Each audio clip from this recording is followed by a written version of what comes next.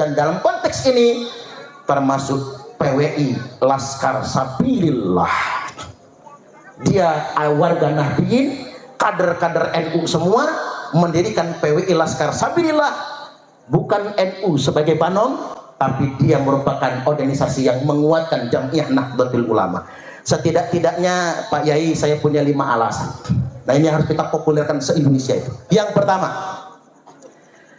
sejak munculnya kajian Kiai Imaduddin Utsman Al-Bantani dan sejak adanya PWI Laskar Sabilillah, orang-orang yang tadinya mengklaim sejarah NU sudah tidak berani bunyi lagi.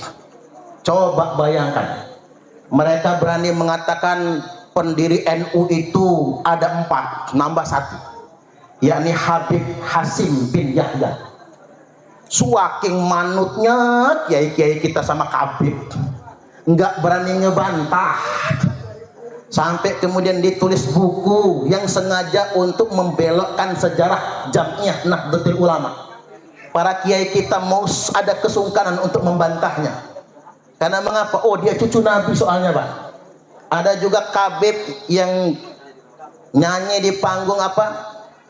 Habib Rizik, Habib Rizik gurune NU, Habib Rizik, Habib Rizik gurune NU. Pret. Ini Rizik, ini ketua FPI.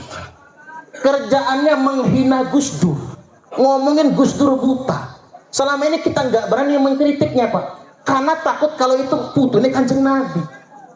Nah, sejak ada kajian Kiai Imad dan nyata bagi kita, oh ternyata bukan, mulai warga Nahdliyin berani mengkritik dan terbongkar semua klaim-klaim terhadap sejarah Jamiah Nahdlatul Ulama.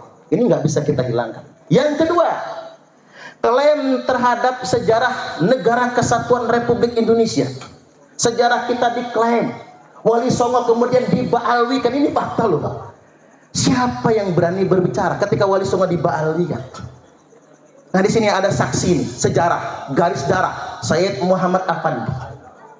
Kakeknya adalah Syekh Abdullah Kahfi, pendiri pesantren tertua zaman Wali Songo. Itu saksi sejarah. Dan tes DNA-nya J1. Sidogiri juga begitu, tes DNA-nya J1. Jelas itu Bapak Ibu. Sedangkan yang hari ini mengklaim Wali Songo, DNA-nya beda. Wali Songo DNA-nya J1, sedangkan mereka DNA-nya G, jauh ke beduk. Yang satu ke sono, yang satu ke sono. Udah beda itu. Sejarah NKRI diklaim, Imam Bonjol dihabibkan, sampai bendera merah putih diklaim, lagu-lagu kebangsaan kemudian diklaim. Dan ngapunten nih, ngapunten, pemerintah saja nggak berani ngomong. Saya tunggu-tunggu, adakah yang berani ngomong? Hei pemerintah yang digaji oleh rakyat, hei pemerintah yang menikmati kehidupan, digaji oleh rakyat, dibayar oleh rakyat, mana cangkemmu? Ada orang yang mengklaim pahlawan kita, mana cangkemmu? Halo? Ini selain Pak Agus, kalau Pak Agus mendukung kita soalnya. Saya mohon maaf, orang-orang yang digaji oleh rakyat, punya gaji besar, punya jabatan Bapak Ibu, yang punya kewajiban menjaga Negara Kesatuan Republik Indonesia, saat ada segerombolan orang mengklaim negara kita, mengklaim sejarahnya, mana suara orang-orang yang digaji oleh rakyat? Sejak adanya PWI Laskar Sabilillah, mereka nggak berani lagi mengklaim. Berarti kita menguatkan Bapak Ibu. PWI Laskar Sabilillah ini bukan provokator, menguatkan kehidupan berbangsa dan bernegara kita. Sampai mereka mengatakan Indonesia ini bintu tarik. Sampai kuping kita saja selip dengar itu, Pak. Pikir kita pintu kan? Ternyata nggak pakai huruf P, itu bahasa Arab bintu. Bintu niku Bu artinya anak wedok. Jadi Indonesia ini diklaim anak wedok tarim. Bahkan ada yang mengatakan bintu Hadramaut, anak wedok Hadramaut. Bahkan dalam bahasa Arab Amiyah, dalam bahasa Arab Pancaran, bintu itu artinya perempuan yang bisa ditiduri dengan dibayar, bisyar. Halo, yang tahu istilah bisyar mana ya? Banyak tahu ya. Perempuan yang bisa tidur gara-gara dengan cara dibayar. Ini kan penghinaan kepada bangsa Indonesia. 2. Yang ketiga, Mereka yang berani merendahkan kiai-kiai NU sekarang nggak berani lagi. Oh, zaman biyen kita tahu betul yang namanya kiai, Bapak Ibu, nggak boleh selevel sama Habib. Apa kata mereka? Satu Habib bodoh lebih mulia daripada 70 kiai yang berilmu. Kaki Habib ahli maksiat lebih mulia daripada endase kiai yang mengamalkan ilmunya. Makanya kiai-kiai se-Indonesia nggak boleh duduk sama kedudukannya sama Habib-Habib itu. Bahkan mereka merendahkan.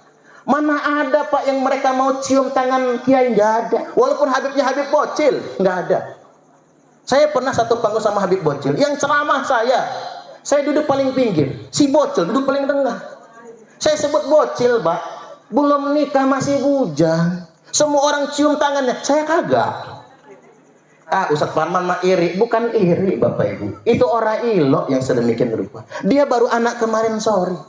Sedangkan terpampang yang ceramah saya. Kecuali kalau saya cuma tamu. Ini fakta dan kenyataan, Bapak Ibu. Nggak mau mereka membukukan badan sama kiai-kiai NU, nggak mau. Tapi sejak ada kajian, sejak ada PWI Laskar Sabilillah, mulai mereka cari perhatian ke kiai-kiai NU. Sudah mulai mau cium tangan. Ini kan luar biasa efeknya. Kemudian yang berikutnya, terkait dengan pendawiran.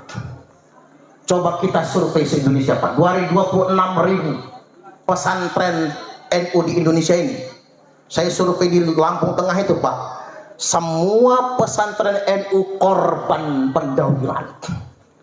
Orang bisa datang berhari-hari, bermobil-mobil, minta duit sama kiai-kiai NU, nggak pulang kalau nggak dikasih.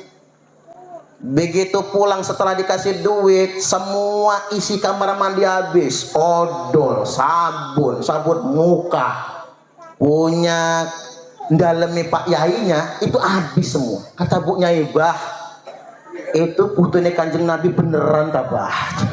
Lo ngapa mah? Kata si Abah, enggak. Kok maling odol, maling sabun mandi? Ini fakta loh. Ini terjadi loh Pak, seluruh Indonesia. Mungkin yang nggak pernah ngurus pesantren nggak tahu. Yang pernah ngurus pesantren tahu bagaimana mereka datang mendawil di pesantren-pesantren. Sejak ada kajian Kiai Imad, luar biasa. Datanglah, tepuk tangan dulu. Datanglah Syekh Imaduddin Utsman Al-Bantani, jreng jeng, teng teng teng. Nggak berani lagi. Zaman dulu jangan-jangan Yai Nur Khalis juga dawil, jangan-jangan deh. Sekarang mungkin gak berani lagi, Bapak Ibu. Bener itu. Saya tanya-tanya ke pondok itu gak berani lagi. Mohon ngapunten deh.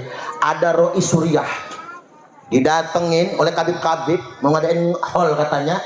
Masya Allah, dikasih sedikit Pak, amplopnya diginiin. Berapa ini Kiai? Roi Suriah setinggi itu, santri aja gak berani berjalan di hadapannya. Sama si kabib sambil ngangkat kaki di atas kursi. Berapa ini Kiai? Nggak ada harganya Kiai kita, Pak, di hadapan mereka itu. Bahkan saking parahnya pendawilan itu. Makanya ini sudah qadarullah, Bapak Ibu. Adanya kajian itu sudah qadarullah. Yang kelima, terungkap 3.000 makam palsu se-Indonesia, termasuk di Lampung, Bapak Ibu. Alat-alat Mataram mengungkap ada 3.000 makam palsu. Yang jadi korban siapa kalau makam palsu? Ya kita warga Nahdliyin, siapa lagi? Yang suka ziarah itu warga NU semua. Kita korbannya itu, Bapak Ibu. Akan makam-makam palsu itu. Oke, sementara waktu kita analisa mungkin motifnya ekonomi. Mungkin motifnya ekonomi. Kotak amal dan lain sebagainya. Tapi belakangan kita sadar, Bapak Ibu, Israel menjajah Palestina setelah membuat 3.000 makam palsu di Palestina. Dengan 3.000 makam palsu di Palestina, mereka bisa mengklaim Palestina milik Israel. Jangan-jangan 3.000 makam palsu yang mereka bangun di Indonesia ini, Bapak Ibu, adalah upaya ke depannya untuk mengklaim Indonesia warisan mereka. Dan itu sudah kita dengar di mana-mana. Termasuk di Lampung Tengah, di Spontan, Habib Malik Abdullah. Padahal itu bukan Habib. Yang mengisbat siapa? Seorang Habib dari marga Al-Muhdor. Dia yang mengisbatnya. Dan sayangnya sudah dikeluarkan SK-nya dari Dispar Senibut, Dinas Pariwisata dan Seni Kebudayaan Kabupaten Lampung Tengah. Bayangkan Pak, segitunya mereka merekayasa makam palsu sampai keluar izin dari dinas di kabupaten tersebut. Ini yang sangat mengkhawatirkan bagi kita semua. Halo? Terlalu serius ya ceramahnya ya. Kami adalah Laskar Sabilillah, pecinta Wali Songo dan para anbiya, pewaris peradaban Islam di Nusantara hingga berkibar bangsa Indonesia.